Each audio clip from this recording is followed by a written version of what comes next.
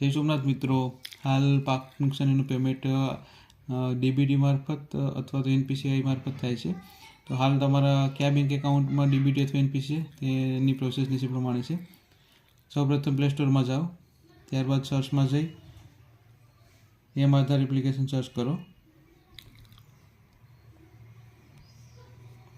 Install થયા બાદ open કરો.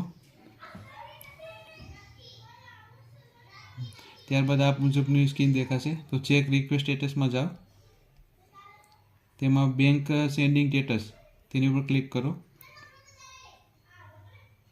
ત્યારબાદ જે તે અરજદારના ખાતાના આધાર નંબર એન્ટર કરો.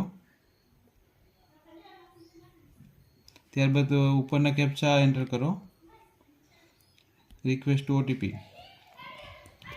હાલ તમારા મોબાઈલમાં જે ઓટીપી આવે તેને એન્ટર કરો.